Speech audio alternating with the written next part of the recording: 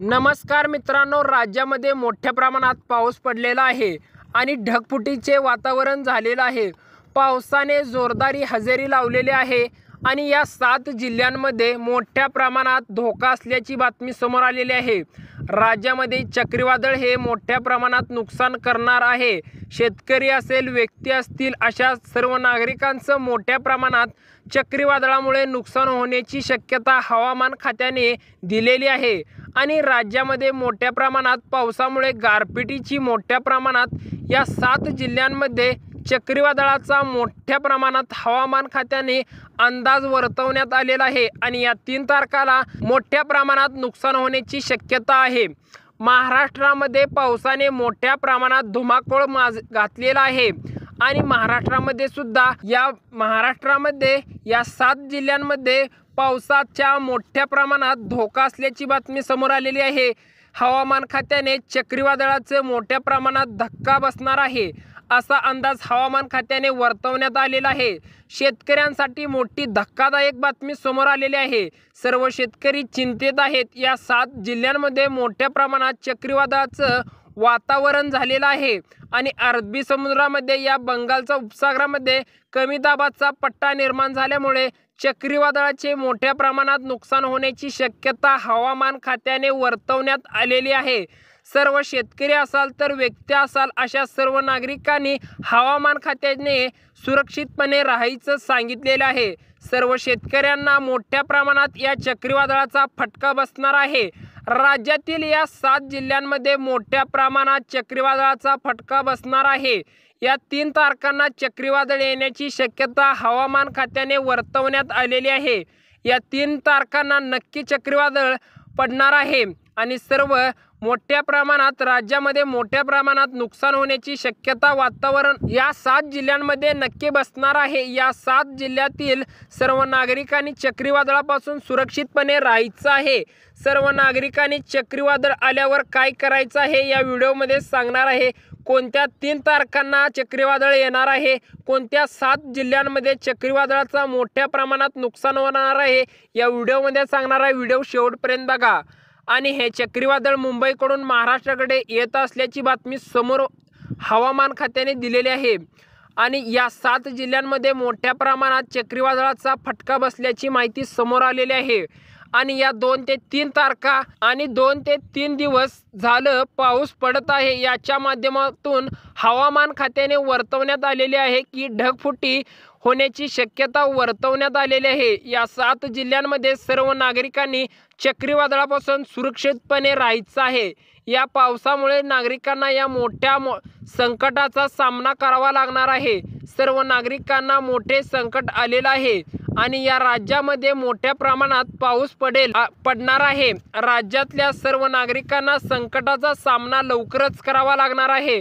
सर्व नागरिकांनी या चक्रीवादळ या राज्यामध्ये मोठ्या प्रमाणात धुमाकूळ घातलेला आहे। 7 जिल्ह्यांमध्ये चक्रीवादळ येणार आहे, परंतु सर्व नागरिकांनी फळं असतील, भाज्या असतील, उन्हाळी पिकं असतील, अशा शेतकरी असतील, भाज्या असतील, या 3 तारखांना सर्व शेतकऱ्यांनी या 3 तारखाच्या आत विकून टाकायचं आहे। तर सर्व शेतकऱ्यांना मोठ्या प्रमाणात धोका बसणार नाही। ज्या शेतकऱ्यांची उन्हाळी पिकं असतील, आंबा असेल, डाळिंब असेल, चिक्कू असेल, अशा पिकांना चक्रीवादळामुळे आणि गारपिटीमुळे मोठ्या प्रमाणात नुकसान होण्याची शक्यता वर्तवण्यात आलेली आहे। आणि चक्रीवादळ आल्यावर काही शेतकरी मित्रांनो बघा, चक्रीवादळ आल्यावर आपण झाडाखाली बसायचं नाही, म्हणजेच घराचे आपण दार उघडायचे नाही आणि खिडकी उघडायची नाही आणि आपण शेडमध्ये बसायचं नाही, छप्पर असेल तर छप्परमध्ये बसायचं नाही। अशा धोकादायक वस्तूपासून लांब राहायचं आहे, म्हणजेच आपल्या घरामध्ये जाऊन सुरक्षितपणे राहायचं आहे। शेतामध्ये जास्त वेळ काढायचा नाही। पावसाचे वातावरण आणि वादळाचं वातावरण झालं की सर्व शेतकऱ्यांनी व नागरिकांनी सुरक्षितपणे आपल्या घरामध्ये जाऊन राहायचं आहे, नाहीतर तुम्हाला चक्रीवादळामुळे आणि गारपिटीमुळे तुमच्या जीवाला धोका बेतू शकतो। सर्व नागरिकांनी सुरक्षितपणे राहायचं आहे आणि सूचनेचं पालन करायचं आहे। हे चक्रीवादळ कोणत्या तारखेला येणार आहे आणि कोणत्या जिल्ह्यांमध्ये होणार आहे या व्हिडिओमध्ये सांगणार आहे। आता आपण जिल्ह्याची सुद्धा नावे सांगणार आहे आणि कोणत्या तारखेला पडणार आहे ते सुद्धा सांगणार आहे। काळजी घेतली की शेती पिकाची धाराशिव जिल्ह्यांमध्ये मोठ्या प्रमाणात गारपीट आणि चक्रीवादळामुळे शेतकऱ्यांचे फळेभाज्या असतील, अशा आंबा असेल, केळी असेल, अशा अनेक पिकांचं मोठ्या प्रमाणात नुकसान झाल्यामुळे त्या जिल्ह्यातील शेतकरी दुखावलेले आहेत आणि थोडे शेतकरी चिंतेत आणि संकटाचा सामना करत आहेत। असे होण्याच्या आधी सर्व शेतकऱ्यांनी आपल्या शेतीची आणि आपली नक्की सुरक्षितपणे काळजी घ्यायची आहे। म्हणजे चक्रीवादळामुळे आणि गारपिटीमुळे तुमच्या मोठ्या प्रमाणात शेतीला फटका बसू शकतो। त्यामुळे सर्व शेतकऱ्यांनी तुमचा थोडासा फळभाज्या असतील, अशा अनेक थोडे उन्हाळी पिकं असतील, अशा पिकांना धोका असेल तर तुम्ही ते विकून टाकावे आणि सुरक्षितपणे आपल्या शेतीची व आपली काळजी घ्यायची आहे। सर्व शेतकऱ्यांनी, स्थानिक नागरिकांनी पावसापासून आणि गारपिटीपासून म्हणजेच वादळी वाऱ्यापासून या 7 जिल्ह्यांमध्ये मोठ्या प्रमाणात धोका होण्याची शक्यता हवामान खात्याने वर्तवण्यात आलेली आहे। मोठ्या प्रमाणात नुकसान होण्याची शक्यता सुद्धा आलेली आहे आणि आपण या जिल्ह्यांची नावे सांगणार आहेत। आता नावे आपण बघायचीच आहेत, या 3 तारखा बघायच्या आहेत। आता आपण पहिल्यांदा या 7 जिल्ह्यांची नावे बघणार आहेत।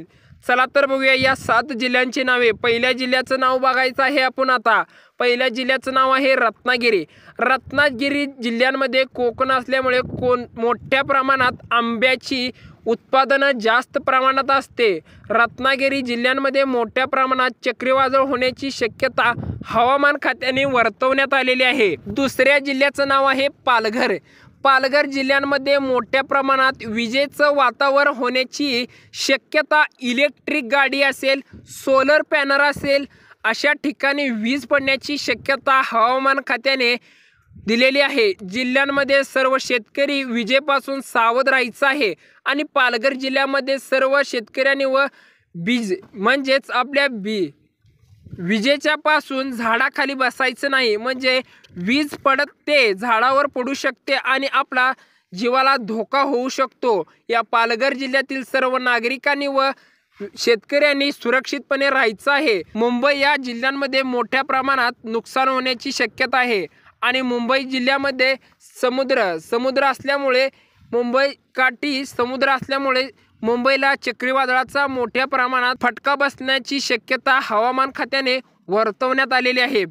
चौथ्या नंबरचा जिल्हा आहे बीड। बीड जिल्ह्यामध्ये मोठ्या प्रमाणात पाऊस पडण्याची शक्यता, म्हणजेच बीडमध्ये पूर येण्याची शक्यता हवामान खात्याने वर्तवण्यात आलेली आहे। तरी सर्व नागरिकांनी व शेतकऱ्यांनी सुरक्षितपणे राहायचं आहे। 5व्या नंबरचा जिल्हा आहे कोल्हापूर। कोल्हापूर जिल्ह्यामध्ये चक्रीवादळाची दाट शक्यता वर्तवण्यात आलेली आहे।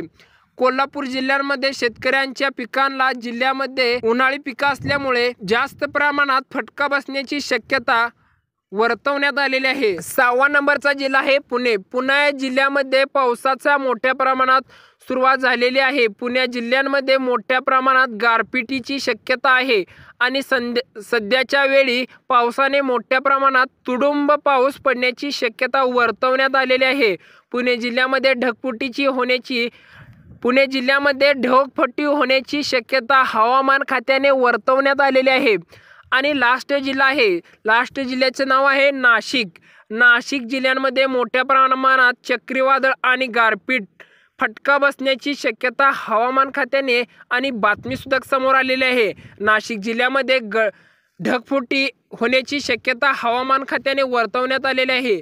नाशिक जिल्ह्यामध्ये शेतकरी आणि व सामाजिक व्यक्ती या चक्रीवादळापासून आणि विजेपासून आणि गारपिटीपासून सुरक्षितपणे राहायचं आहे। नागरिकांनी लवकरात लवकर हे वादळ येण्याची शक्यता आहे। नागरिकांनी आपल्या जीवाची सुरक्षितपणे राहा। आणि 7व्या जिल्ह्यांमध्ये मोठ्या प्रमाणात नुकसान होण्याची शक्यता हवामान खात्याने वर्तवण्यात आलेली आहे। या 7 जिल्ह्यांमध्ये शेतकरी व नागरिक सुरक्षितपणे राहायचं आहे आणि या 7 जिल्ह्यांमध्ये ढगफुटी होण्याची शक्यता, चक्रीवादळ येण्याची शक्यता सुद्धा आहे आणि वीज सुद्धा पडणार आहे। तरी सर्व बीड जिल्ह्यांमधल्या सर्व शेतकऱ्यांनी व नागरिकांनी व्यवस्थित राहायचं आहे। या 7 जिल्ह्यांमध्ये मोठ्या प्रमाणात फटका बसण्याची शक्यता हवामान खात्याने वर्तवण्यात आलेली आहे। लक्षपूर्वक बघा व्हिडिओ। आता आपण 3 तारखा बघणार आहोत। या 3 तारखा कोणकोणत्या आहेत लगेचच बघणार आहोत। पहिल्या तारखेचं नाव आहे 26 मे, 28 मे, 31 मे। या 3 तारखांना राज्यामध्ये मोठ्या प्रमाणात 7 जिल्ह्यांमध्ये मोठी गारपीट आणि चक्रीवादळ आणि विजेचं प्रमाण जास्त प्रमाणात होणार आहे। सर्व नागरिकांनी व शेतकऱ्यांनी सुरक्षितपणे राहायचं आहे। राज्यामध्ये मोठ्या प्रमाणात फटका बसणार आहे। या 7 जिल्ह्यांमधल्या नागरिकांनी व शेतकऱ्यांनी व्यवस्थितपणे म्हणजे सुरक्षितपणे राहायचं आहे आणि विजेपासून सर्व शेतकऱ्यांनी व्यवस्थित राहायचं आहे। ज्या शेतकऱ्यांच्या घरावरती सोलर पॅनल म्हणजे उन्हाचं सोलर पॅनल बसवलेलं आहे अशा शेतकऱ्यांनी त्या सोलर पॅनलपासून सुरक्षितपणे राहायचं आहे। त्या सोलर पॅनलपासून आपल्या जीवाला धोका बेतू शकतो, तरी सर्व शेतकऱ्यांनी विजेपासून सावध राहा आणि असे व्हिडिओ पाहण्यासाठी आपल्या चॅनलला सबस्क्राईब करा, लाईक करा, शेअर करा। धन्यवाद।